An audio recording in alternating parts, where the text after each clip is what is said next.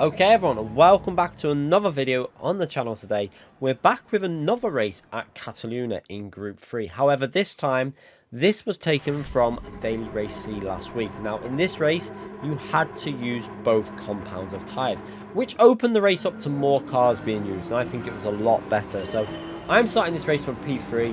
Let's see how we get on. Now, I've decided to start this race on the medium tyres. You can see there we're on the mediums. We've got two cars in front of us. Very fast drivers. We've got Antonio, one of the fastest drivers on the game.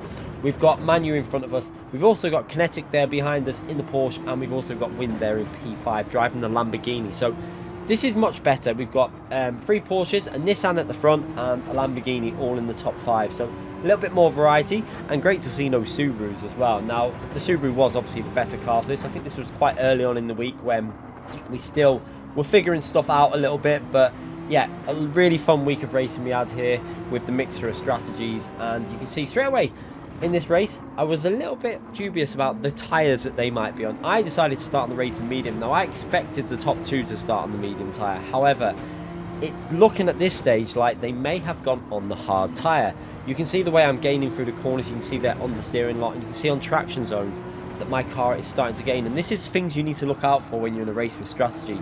Because at this stage I was thinking, are they, aren't they? I wasn't 100% sure, and I was trying to work it out, and I was thinking, there's no way I'm this fast that I'm gaining that much without even pushing. You can see in the braking, that's what caught me, that's what made me realise that I was on the softer compound to them in front, because I could brake so much later for that corner, and we actually ended up giving Manu a tap. I actually flashed him to say sorry for that, and then made sure we didn't overtake him. So yeah, at that stage now, I knew 100% that I was on the medium, obviously a softer compound tyre, and especially on these corners you could see the understeer that Manu was getting. So straight away I was thinking, right, I know I'm on a softer compound tyre than P2, so we need to get past him.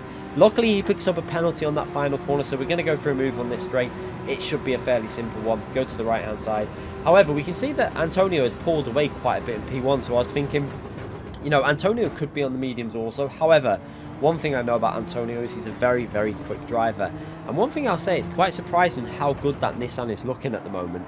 It's a competitive car towards the Subaru, but looking at the gap now, you can see we've got a field of cars behind us here. We've got three cars behind us here, all on the hard tyres. So this is not looking the best for myself in the Porsche currently on the medium tyre. We really need to get on with things and build up a little bit of a gap, or we're going to be struggling towards the end of this race. Now, one benefit is on the new current tyre model, the pace doesn't drop as quickly now until your tyres have completely gone, so you can maintain more consistent lap times with this current tyre, whereas we see Antonio go extremely wide there.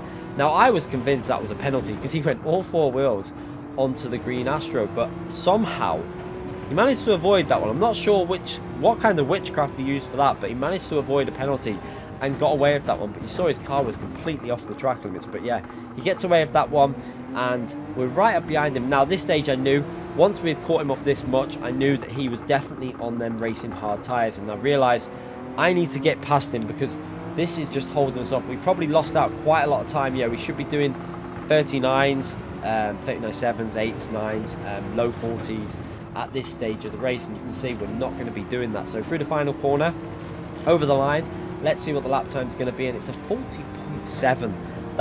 That's actually not far off what the hard tyres, well, obviously because Antonio's on the hard tyres in front of us, and he's probably done a similar lap time. So yeah, that is the type of pace you should be doing on the hard tyre. So we're going to have to get on with this. We can see Kinetic behind us dropping just outside the slipstream range there, so we do have a little bit of a buffer. However, they are going to be pitting a little bit earlier than I am, and they'll be putting the fresh medium tyres on while I'm on the warm medium tyres. We'll have lost a couple of temps, so this is going to be a very, very hectic race to say the least. We have a little look up the inside there, realised I couldn't go for that, but we can see that he's understeered a little bit wide, so I'm going to take the tight line through here and try and hang it round the outside. Now, I know I have a tyre advantage over him at this stage, so we're going to brake late and try and hang it round the outside. You can see he's got that inside line, he leaves a space on the exit, and that superior traction, we get off the line there, and yeah, you can see that he's just backed out. I think he actually lifted to let us through at that stage. So now I've got to push like crazy because I know that Antonio, very good at saving tyres also Antonio, in that Nissan is probably going to pit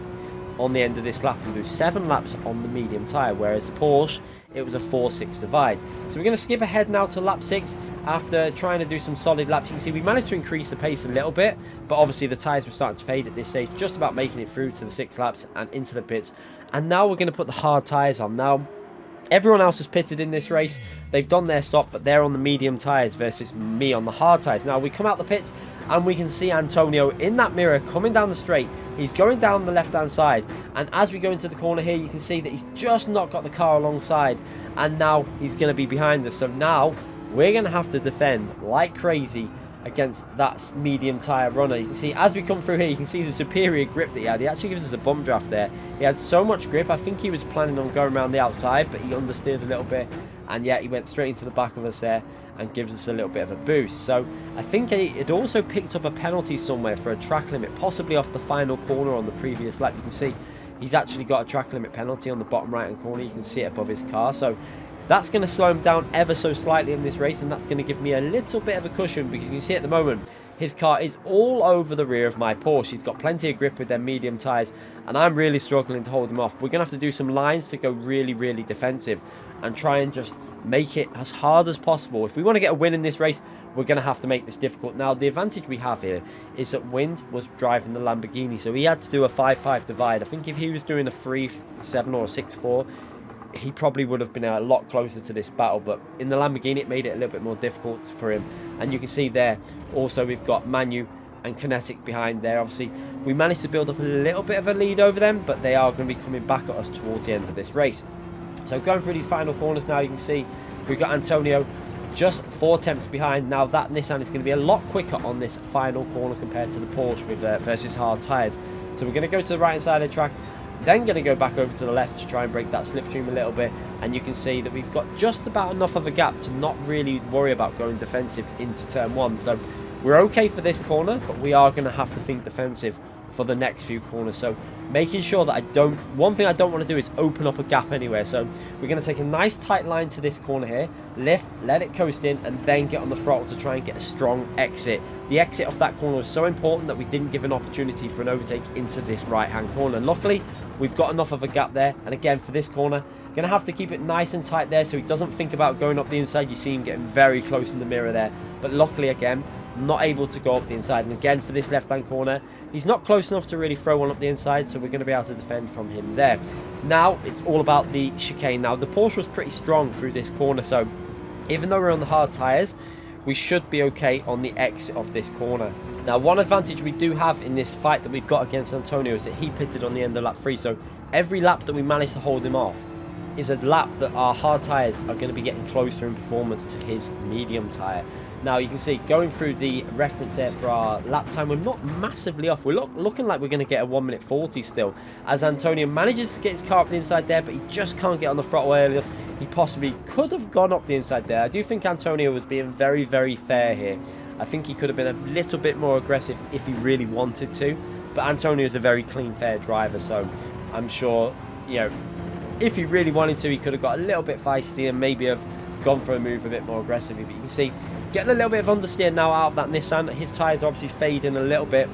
Now we've only got 2 laps to go in this race, and we're trying our hardest to defend against that Nissan. Luckily, again, we got a bit of a gap, but we're going to have to stay to the right hand side here. You can see he's got that slipstream, and you can see he's going to position his car to try and get a strong exit from this corner, which he manages to get the car down the right hand side. Luckily though, we managed to take enough speed through there and hold this nice tight line and defend through this corner. Now we're going to get on the power early as we can, managing to get good exit out of here with the Porsche. Now the Nissan does look like it's starting to struggle with a little bit of understeer now, with the front tyres probably fading on that car. So through this right hand corner on the throttle again, making sure we keep that tight line there so he can't sneak up the inside. And now we just got to keep an eye that he doesn't brake really, really late and go in for a move here, which he goes for a little look there, but yeah, not really enough space there, so we managed to defend that again. And this really does show just how close this race is. As we watch on the final few laps, just look at this battle. We've got 5 cars, I think it is, all fighting to try and get the win in this race. This is what we love about Gran Turismo 7. This is what I love about Gran Turismo 7, is when you've got great drivers on, clean racing, different cars. And I must say, with the new physics, it is so much more fun being able to compete with FR and MR.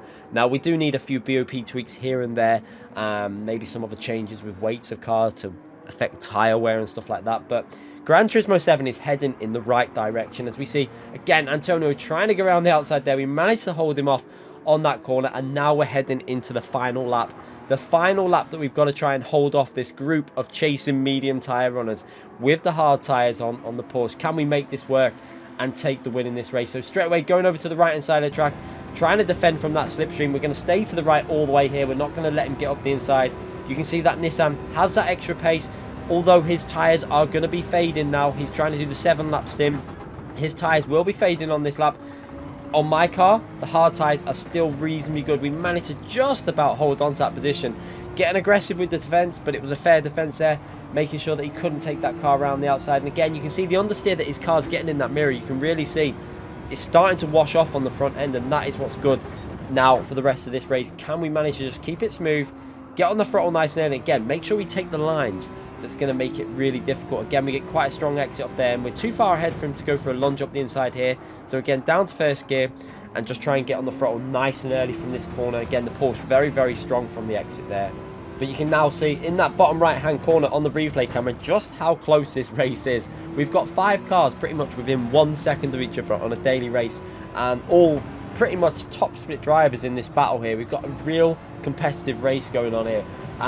You can see we get quite a strong exit from that corner, which is going to give us a bit of a safety cushion. Now, as we look back into the mirror here, we see Kinetic Jason go for an absolute lunge on Antonio. However, he did actually make that work quite fair when we watched it back on the replay. It looked quite aggressive from our perspective in the mirror, but I think Antonio just didn't see him coming and actually just turned in without even knowing he was there. And I think Antonio even said in the stream he just didn't expect it. So it was actually a reasonably good move by Kinetic there in P2, putting himself up a position, and that actually gave me the breather that I needed to take the win in this race. What a great daily racer. Really thoroughly enjoyed it. I did enjoy this week actually on this track, with the fact that you had to use a medium and the hard tyre made it a little bit more enjoyable in my personal opinion than the Nations race, where the Subaru was pretty much dominant. But yeah, if you enjoyed that race and you want to see more of these videos, make sure you subscribe to the channel, hit that like button, and we'll be back with more highlights videos, track guides and live streams in the future. Thanks again for watching, everyone.